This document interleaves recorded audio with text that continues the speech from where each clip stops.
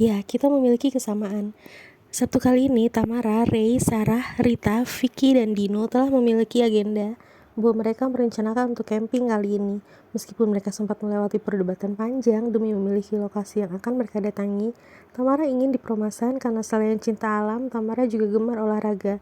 Jarang yang harus mereka tempuh untuk mencapai tempat itu adalah dengan berjalan kaki sejauh 2 hingga 3 kilometer yang Sarah dan Rita tentu saja tidak setuju. Begitu pula dengan Dino yang lebah lembut. Mereka mengusulkan untuk ke Umbul Sidomukti saja yang terletak di kaki Gunung Ungaran.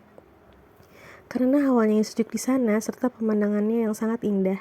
Juga jika ke sana tidak perlu terlalu repot karena segala hal telah disiapkan yang bisa mereka sewa saja, seperti tenda, matras, dan sleeping bag. Akhirnya Ray mengusulkan untuk mereka melakukan voting dan diputuskan bahwa Umbul Sidomukti lah yang menjadi tujuan mereka, dengan pengambilan suara terbanyak. Jadilah mereka bersiap-siap untuk berangkat di Sabtu pagi. Mereka bersemangat ke sana karena selain bisa camping, ada beberapa wisata alam juga seperti taman renang alami, menunggangi kuda, dan juga wisata outbound. Walaupun Tamara dan Ray yakin jika mereka nggak akan sempat melakukan itu karena waktu mereka yang cukup singkat seperti layaknya persami. Hari Sabtunya mereka telah sampai di lokasi pada pukul 10.30 siang hari. Yang laki-laki langsung menyiapkan tenda yang telah mereka sewa sebelumnya. Acara mereka berjalan lancar. Untuk makanan pun mereka sama sekali tidak kesulitan karena di sana terdapat tempat kuliner yang menjajakan berbagai makanan seperti seafood, ayam, Chinese food, sayuran, dan lain-lain. Mereka melewatkan hari itu dengan saling bertukar cerita, bercanda, malah Dino melakukan stand-up komedi di hadapan mereka untuk menghibur teman-temannya itu. Saat hari mulai gelap, mereka pergi mandi bergantian dan makan pada akhirnya. Lalu setelah makan mereka kembali berkumpul di depan tenda masing-masing karena letak tenda mereka yang sengaja mereka buat bersebelahan. Dan mulailah mereka saling bertukar cerita seram yang mereka ketahui. Sejauh ini Tamara mengikuti ritme teman-temannya yang hanya saling berbagi cerita seram dan dari YouTube yang pernah mereka tonton. Tentu Tamara tak membagikan pengalaman pribadinya karena ia tidak mau membahasnya dengan sembarang orang. Pun belum tentu mereka percaya, bukan? Akhirnya satu persatu dari mereka pamit istirahat.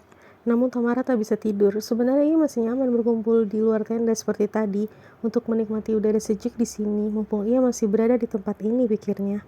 Akhirnya, daripada ia memanggil Ray dari depan tenda yang mungkin akan membangunkan teman-temannya, Tamara memilih untuk mengirim pesan pada Ray.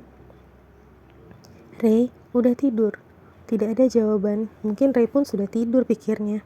Akhirnya Tamara memutuskan untuk sendiri di luar sambil membuat kopi dari kopi saset yang dibawanya. Ia menikmati udara malam itu yang sejuk dengan secangkir kopi buatannya. Ia duduk di atas kayu pohon yang besar yang mengelilingi api unggun yang sempat mereka tadi buat sebelum acara bertukar cerita horor mereka. Tiba-tiba pandangan Tamara menangkap adanya seorang gadis di depan sebuah tenda yang berada tak jauh dari tenda mereka. Tamara perkirakan anak itu masih duduk di bangku SMA sepertinya. Tubuhnya pun cukup mungil namun cantik. Gadis itu terduduk di atas tanah tanpa alas. Ekspresinya agak sedih, membuat Tamara tertarik untuk mencari tahu. Namun dia menahan diri agar tak menghampiri anak itu. Ia takut jika mengajak anak itu bicara akan mengganggu si empunya tenda tersebut. Tamara pun memberi isyarat dengan tangannya agar anak itu menghampirinya. Gadis itu menoleh kanan kiri seperti meyakinkan dirinya bahwa benar yang Tamara panggil adalah dirinya. Tamara mengangguk meyakinkan sosok gadis itu. Ya, sosok gadis yang, ia bukan manusia. Tamara agak gemas karena kemanapun ia pergi selalu ditemui dengan golongan mereka, tapi mereka yang sedang gundah dan butuh tempat curahan hati. Akhirnya sosok itu menghampiri Tamara dan duduk di depan Tamara. Namun tetap saja seperti tadi, duduk di atas tanah. Siapa nama kamu? Aku Tamara, ucap Tamara. Sosok itu diam saja lalu akhirnya ia menjawab. Namaku Elin. Elin, kamu bisa cerita ke aku. Mungkin bisa bikin kamu lebih tenang, ujar Tamara. Elin hanya menatapnya sekilas lalu menunduk lagi. Tamara sedikit gemas dibuatnya. Sosok ini seperti tidak membutuhkannya. Ceritalah Elin, aku sudah biasa membantu makhluk seperti kamu untuk bisa istirahat lebih tenang di tempat yang seharusnya, ucap Tamara mulai tidak sabar. Kenapa ada manusia yang menikmati kemampuannya ini seperti kamu, ujar Elin lirih. Ada nada angkuh dalam kata-katanya, karena walau ia begitu muda, ia menyebut Tamara dengan kamu. Karena selama bisa membantu apapun, gak ada yang salah Elin, ucap Tamara. Semasa hidupku, aku begitu tersiksa. Akhirnya gadis itu angkat bicara juga. Di sini Tamara mulai menerka bahwa ternyata Elin memiliki kemampuan yang sama dengannya. Kamu takut dengan apa yang bisa kamu lihat? Tanya Tamara mengorek informasi. Aku tidak hanya melihat makhluk halus seperti kamu. Ujarnya datar lalu menatap kedua mata Tamara. Aku bisa lihat apa yang akan terjadi. Orang-orang menganggap aku anak pembawa sial karena bisa membaca apa yang akan terjadi. Ujarnya lirih kali ini, tidak lagi dengan nada setegas tadi. Aku bisa melihat siapa yang akan mati. Aku bisa melihat akan ada bencana apa esok hari, kebakaran, kecelakaan. Aku berusaha untuk memperingatkan keluarga yang akan mengalami kejadian-kejadian itu. Mereka nggak percaya. Tapi sejelas kejadian itu benar-benar terjadi, mereka menganggap apa yang kuucapkan sebelumnya adalah sebuah kutukan. Lalu, apa keluargamu tahu kemampuanmu? Tanya Tamara. Orang tuaku ikut malu karena memiliki anak seperti aku.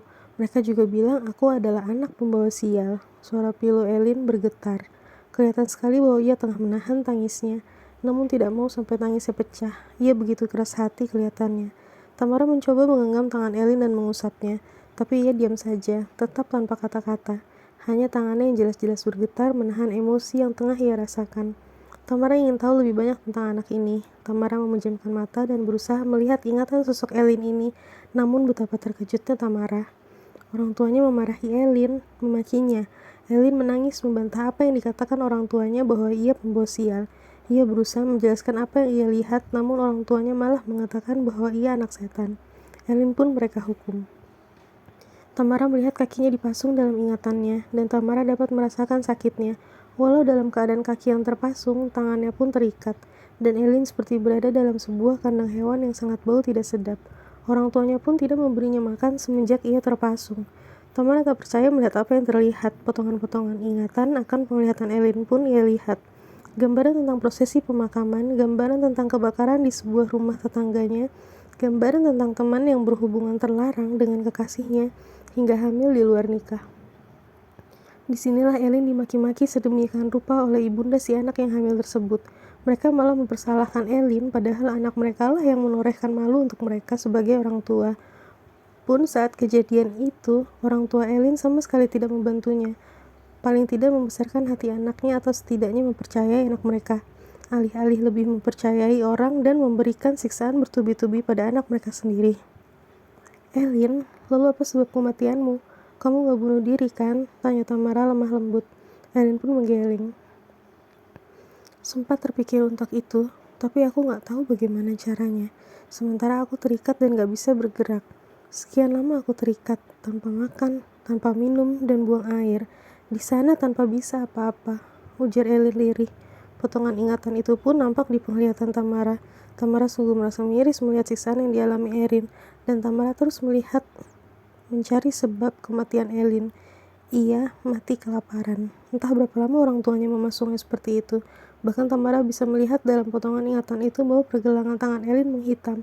Juga pergelangan kakinya nyaris membusuk dalam pasung kayunya. Tubuhnya bau. Belum lagi luka-luka di sekujur tubuhnya karena tidak hanya terikat, namun orang tuanya melakukan penyiksaan fisik juga padanya saat ia terikat. Sungguh gila. Mengapa dunia ini gak adil? Mengapa kamu bisa setenang ini padahal kamu juga memiliki kemampuan yang tidak biasa? Tanya Elin masih datar, tapi kali ini ia meneteskan air mata. Karena aku menggunakannya untuk membantu siapapun yang membutuhkannya. Selama ia adalah sosok baik.